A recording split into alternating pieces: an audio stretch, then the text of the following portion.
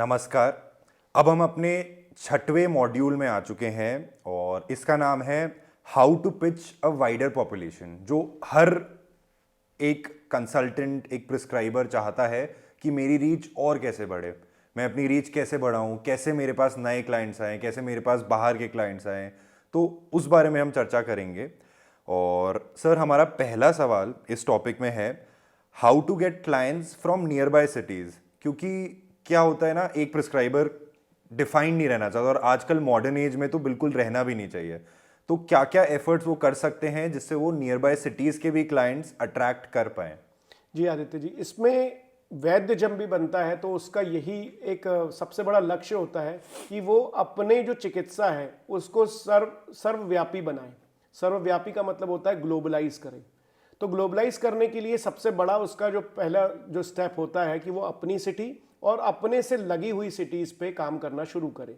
क्योंकि इसका एक बहुत बड़ा साइंटिफिक रीज़न भी है कि जो उसकी सिटी होती है जहाँ वो प्रैक्टिस करता है, वहाँ और नज़दीक में जो जगहें आती हैं उनमें जो डिजीज़ होती हैं वो बहुत ज़्यादा कॉमन होती हैं। उनके सल्यूशंस के लिए लोग अप्रोच करते हैं कि अलग अलग वैद्यों से मिलें। अगर आपका स्पेशलिटी वर्क उस कम्युनिटी के लिए है तो आपके लिए वो बहुत इंपॉर्टेंट है कि आप अपनी नियर बाई सिटी में पहुँचें। अब किस तरीके से पहुंचते हैं? एक सबसे ईजीएस्ट तरीका होता है कि आप वहां पर जनरल मेडिकल कैंप लगाएं जो कि उनकी प्रॉब्लम्स के लिए एक सोल्यूशन के रूप में बाहर निकले। तो हमें एक स्पेशलिटी कैंप्स के लिए ऑर्गेनाइज करना सबसे पहला स्टेप होता है, जो कि इसके लिए सबसे इंपॉर्टेंट होता है वहां का लोकल एरिया सर्वे करना, वहां पर उत्पन्न होने वाली व्याधियों यानी डिजीजेस के बारे में पता रखना और उसका स्पेसिफिक कैंप करना। कभी भी आप फ्री कैंपिंग ना करें। सबसे बड़ा होता है कि लोग बहुत ज़्यादा कैजुअल हो जाते हैं। हमेशा एक पेड कैंपिंग का सल्यूशन निकालें और उसके माध्यम से आप जो है वो चिकित्सा में जाएं।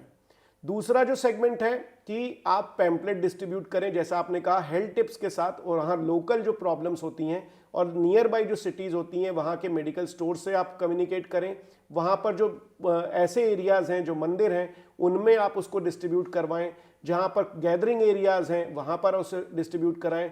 बस स्टैंड, रेलवे स्टेशंस पे आपके जो लोकल एडवर्टीजमेंट है उनका प्रयोग करें और इसके माध्यम से लोगों को ये एजुकेट करें और उन्हें ये ज़रूर बताएं कि आप इस जो लोकल एरिया की जो डिजीज़ है उसकी चिकित्सा करते हैं और साथ ही साथ किन किन व्याधियों की आप चिकित्सा करते हैं। ये बहुत इंपॉर्टेंट है कि आपको नियर बाई और बहुत बड़ी एक पब्लिक रीच, सर्वव्यापिता होना बहुत आवश्यक है किसी भी वैद्य के लिए। बिल्कुल, इससे हमें समझ आता है कि एक अपने शहर के अलावा आप बाकी के क्लाइंट्स जो एटलीस्ट आपके आसपास के एरियाज हैं उनसे कैसे इजीली क्लाइंट्स ला सकते हैं और उनकी मदद भी कर सकते हैं अपनी चिकित्सा से। तो दूसरा सर सवाल है हमारा, how to do teleconsulting by self. क्योंकि टेली कंसल्टिंग एक बहुत बड़ा सर सेगमेंट आ चुका है और अब I think 5 years down the line तो ये बहुत बड़ा एक बनने भी वाला है।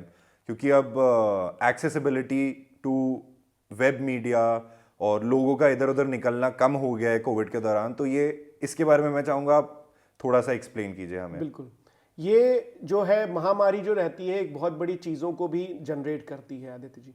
सबसे बड़ा सेगमेंट अगर आप देखें तो कोविड, जैसा आपने बतलाया कि कोविड का जो ड्यूरेशन था उसमें लोगों को एक दूसरे से कांटेक्ट में आना बहुत डिफिकल्ट हो रहा था और वो आना भी नहीं चाहिए था बाय प्रोटोकॉल्स। तो उसने एक नई चीज़ जनरेट करी और ज़्यादा से ज़्यादा लोग कंफर्टेबल भी हो गए जो पहले कंफर्टेबल जोन पे नहीं रहते थे। ज़्यादातर लोग अब वीडियो कॉलिंग के माध्यम से या टेली मेडिसिन के माध्यम से लोग चिकित्सा करना लाभकारी पा रहे हैं और ज़्यादा से ज़्यादा कंफर्ट जोन में हैं।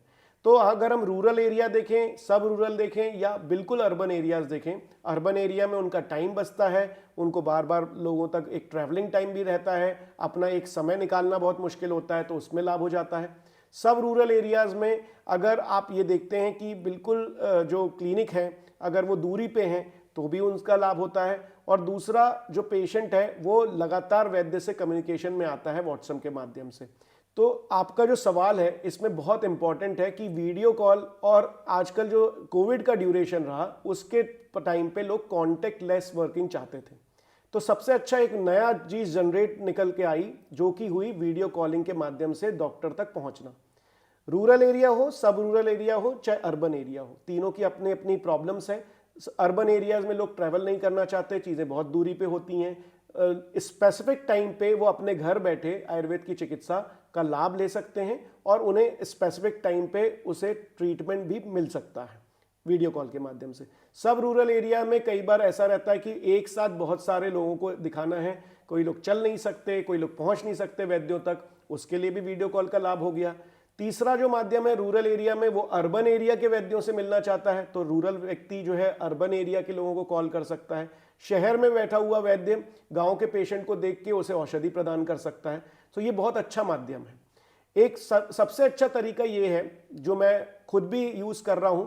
सपोज मैं क्लिनिक आज जो है मैं कहीं ट्रेवल कर रहा हूं क्लिनिक के बीच में, तो मैंने अपने यहाँ रिसेप्शन से कह दिया कि जो पेशेंट हैं जो कि नहीं आ सकते तो उनको लाइन अप कर दें, उनके वीडियो कॉल जो है उनके अपॉइंटमेंट दे दें और एक एक पेशेंट के साथ साथ में सिर्फ अपना प्रिस्क्रिप्शन पैड अपने साथ लेकर आप कहीं पर भी ट्रेवल करते हुए वीडियो कॉल के माध्यम से उनको चिकित्सा देंगे, उनका प्रिस्क्रिप्शन उसे पहुंचाएंगे और उसकी मेडिसिन उस तक पहुंच जाएगी। तो वीडियो कॉल एक बहुत बड़ा मीडिया हो गया। दूसरा, जब आप क्लिनिक पर भी बैठे हैं तो आपके जो पेशेंट फिजिकली आपके पास आ रहे हैं उस बीच में भी आप वीडियो कॉल के अपॉइंटमेंट्स ले सकते हैं और उस बीच में उसे वीडियो कॉल का के माध्यम से उसे चिकित्सा प्रदान करके उसकी औषधियां उस तक पहुंचा सकते हैं। तो दोनों तरीके हो सकते हैं। आप हाइब्रिड फॉर्मेट में भी अपनी क्लिनिक चला सकते हैं कि फिजिकल पेशेंट भी देखें और वीडियो कॉल भी करें। ट्रैवलिंग के ड्यूरेशन में वीडियो कॉल का ज़्यादा से ज़्यादा लाभ ले सकते हैं। कई बार ऐसा होता है, मैं स्पेशली फीमेल्स से कहूँगा, कई बार उन्हें ऐसा रहता है कि अकॉर्डिंग टू देयर पार्टनर बहुत ऐसी कंडीशंस रहती हैं कि वो क्लिनिक नहीं ओपन कर सकते, तो घर बैठे ही अपने वीडियो कॉल पे एक पेज जनरेट करें और वहाँ से अपनी कंसल्टेशन को शुरू करें। लॉजिस्टिक माध्यम और आने वाली जो ऐप्स होती हैं उनके माध्यम से आप अपने पेशेंट तक मेडिसिन पहुंचा सकते हैं और अपना फाइनेंशियल सेगमेंट भी क्रिएट कर सकते हैं। ऐप आपको उसका मेडिसिन का जो पोर्शन होता है वो भी आपको प्रोवाइड करेगी और जो कंसल्टेशन चार्जेस आपने लिए हैं उस ऐप के माध्यम से उसमें भी आपको लाभ होगा। तो मैं आपको अभी से भी शुभकामनाएं देता हूं कि अगर दीनदयाल केयर में अगर ऐसी उपलब्धता भी मिलती है तो लोग अपने वीडियो कॉल भी वहां पर अपॉइंट कर सकते हैं, उनसे अपॉइंटमेंट को गैदर भी कर सकते हैं और साथ ही साथ चिकित्सा का लाभ जो है वो अंतिम व्यक्ति तक पहुंचा सकते हैं। आयुर्वेद में 69% जो है जो एडमिशन लेती हैं वो फीमेल्स लेती हैं। बहुत सारे उनके क्लिनिक नहीं खुल पाते, कई बार उनको मैटरनिटी लीव के ड्यूरेशन में वो क्लिनिक पे पहुंच नहीं पाती। तो ये वीडियो कॉल का जो सेगमेंट है ये बहुत ज़्यादा लाभकारी होगा, ट्रीटमेंट उसमें प्रोवाइड हो पाएगा और ये अंतिम व्यक्ति तक जो प्रॉपर अप्रोच है कि हम आखिरी व्यक्ति तक अच्छी आयुर्वेदिक औषधियाँ पहुँचा दें, टाइम से पहुँचा दें, तो ये बहुत लाभकारी होगा। नहीं, बहुत बढ़िया एक्सप्लेनेशन सर आपने दिया वीडियो कॉलिंग की इम्पोर्टेंस भी और ये किन कारणों से हम लोग कर सकते हैं। और इसमें मैं बस आपसे एक और चीज़ पूछना चाहता हूँ, किन दो एप्लीकेशन जो आप खुद यूज़ करते हैं जो सजेस्ट करना चाहते हैं हमारे व्यूअर्स को कि किन दो माध्यम से हम वीडियो कॉलिंग कर सकते हैं? देखिए, अभी तक जो हम करते हैं हम व्हाट्सएप का सबसे ज़्यादा प्रयोग कर रहे हैं, लेकिन मुझे लगता है कि अगर कुछ ऐप ऐसी बनती हैं जो कि सिर्फ और सिर्फ वीडियो कॉलिंग ना करके साथ ही साथ उसकी अपॉइंटमेंट भी ब्लॉक करें और अपॉइंटमेंट ब्लॉक करने के साथ साथ उसके समय जो है वो वैद्य का समय भी उसे प्रोवाइड कर दें कि इतने समय आपकी कॉलिंग है और साथ ही साथ एक बड़ा सहयोग अगर ऐप डिजाइन होती है कि उसे घर तक औषधि उसे मिल जाए जब डॉक्टर उसे लिखता है और उसका प्रिस्क्रिप्शन भी जो उसे प्रोवाइड हो जाए।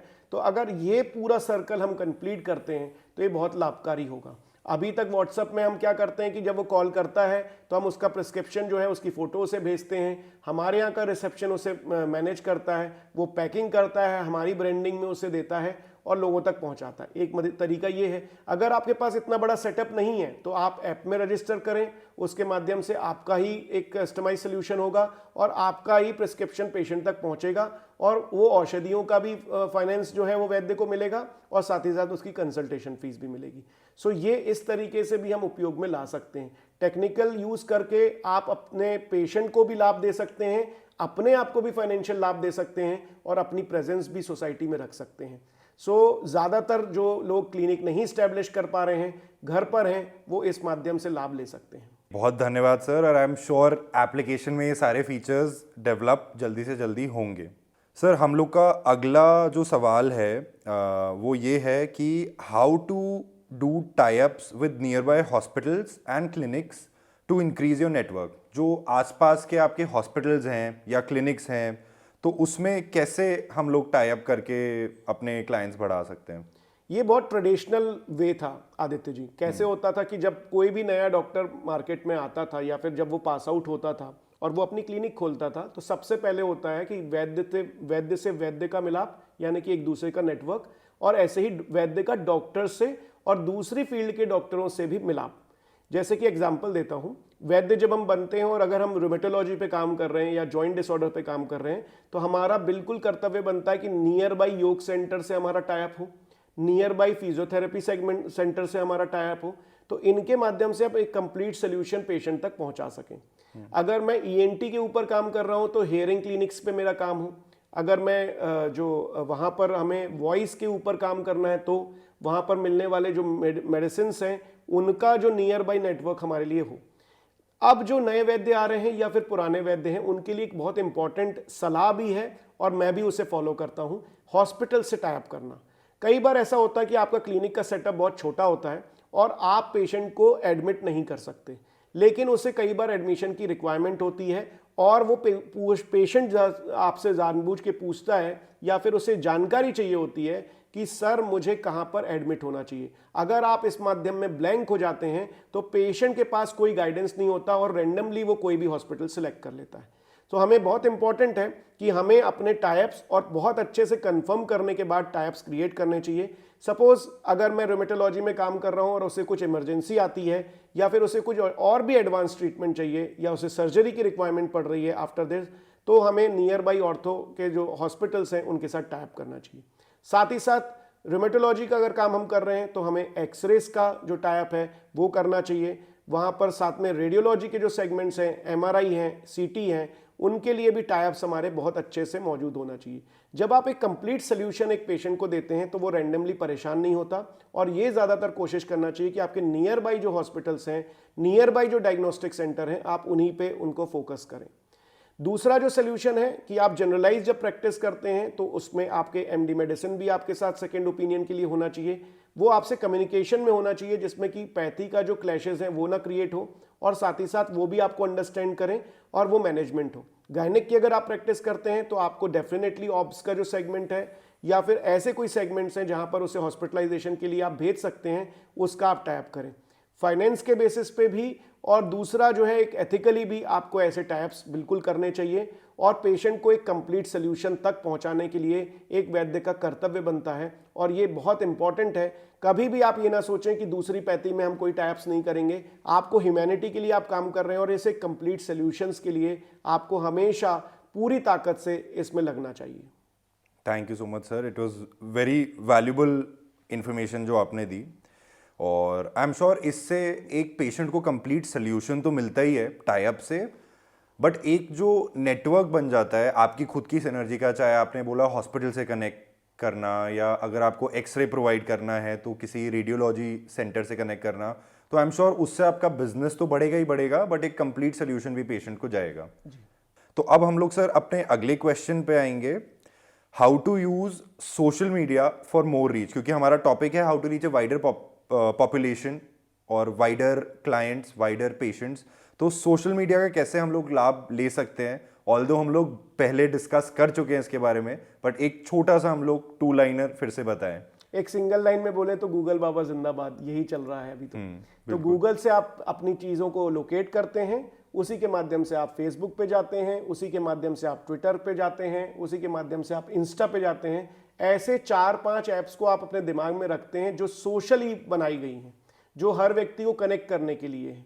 तो अगर हम कहें तो एक 10 सूत्रीय प्लान बना के चलें कि मैं गूगल पे अपने आप को पुट करूंगा, उसमें अपने चेक इन्स करवाऊंगा, फेसबुक पे अपने आप को प्रोफेशनली पुट करूंगा, इंस्टा में अपने आप को प्रोफेशनली पुट करूंगा, यूट्यूब में मेरे जो चैनल होगा वो प्रॉपरली एक इन्फॉर्मेटिव होगा और पेशेंट रिव्यूज़ के बेसिस पे होगा।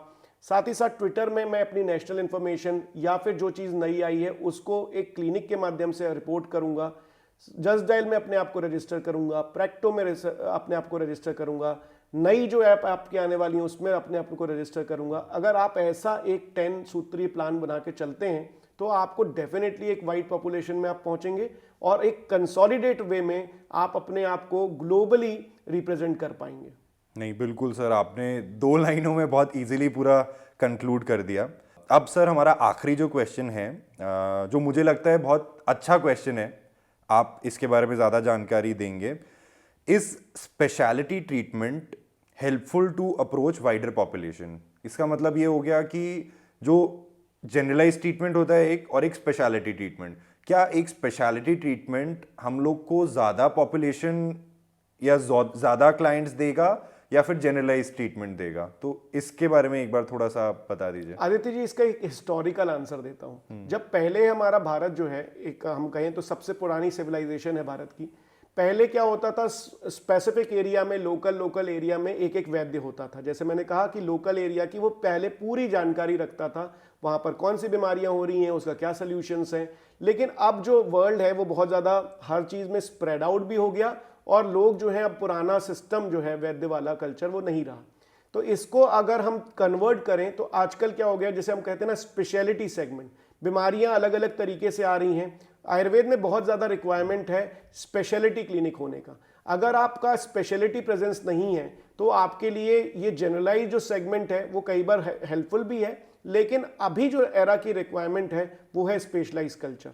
जैसे कि अगर हम रोमेटोलॉजी देखें तो ये इसकी बहुत बड़ी रिक्वायरमेंट है कि लोग जॉइंट डिसऑर्डर्स के लिए आयुर्वेद में विदाउट एनी साइड इफेक्ट और proper solution with protocol standards पे चाहते हैं।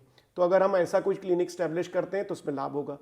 ऐसे बहुत सारी क्लिनिक्स भारत में हैं भी। थायराइड के ऊपर क्लिनिक पुणे में है, पैंक्रेटाइटिस की क्लिनिक उत्तराखंड में है, हेडेक और माइग्रेन की क्लिनिक्स जो हैं वो न्यू दिल्ली में है, कोलकाता में है। ऐसे स्पेशलाइज अगर सेगमेंट पे अगर हम देखते हैं और लोग काम करते हैं तो लोगों को वन स्टॉप सोल्यूशन मिलेगा उनकी स्पेसिफिक प्रॉब्लम्स के लिए, और साथ ही साथ उनको लाभ होगा, और वो आयुर्वेद जो औषधियाँ हैं उनका ज़्यादा से ज़्यादा इस्तेमाल अपनी स्पेसिफिक कंडीशन में करेंगे।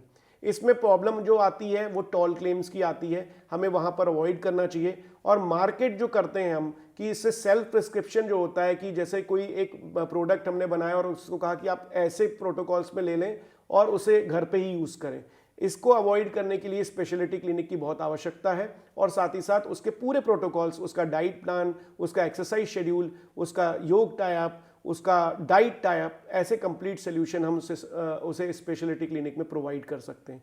So this is a very good demand. और पहले जो हिस्टोरिकल वे में चलता था उसको एक और दूसरे वे में, ग्लोबलाइज वे में अगर हम दें तो स्पेशलाइज क्लिनिक अभी के एरा की सबसे बड़ी डिमांड है आयुर्वेद से। Thank you so much sir. मेरा भी सर इसमें इनपुट यही है कि आई थिंक स्पेशलाइज ट्रीटमेंट या स्पेशलाइज क्लिनिक आयुर्वेदा में अगर कोई इस्टेब्लिश करता है तो मुझे लगता है वो बहुत वाइडर पॉपुलेशन पे टारगेट हो पाएगा, क्योंकि स्पेशलाइज्ड क्लिनिक्स की संख्या अभी बहुत कम है आयुर्वेदिक डॉक्टर्स या प्रैक्टिशनर्स जो कर रहे हैं। सो आई थिंक वो बहुत वंडरफुल आइडिया रहेगा। और एक पर्सनल लेवल का आपसे भी क्वेश्चन है कि आपका कोई स्पेसिफिक फील्ड में आपका सबसे ज़्यादा रुचि किस चीज़ में है, और आपने प्लान किया है क्या आपकी कभी स्पेशलाइज्ड ट्रीटमेंट आप चालू करेंगे या क्लिनिक करेंगे? जी बिल्कुल।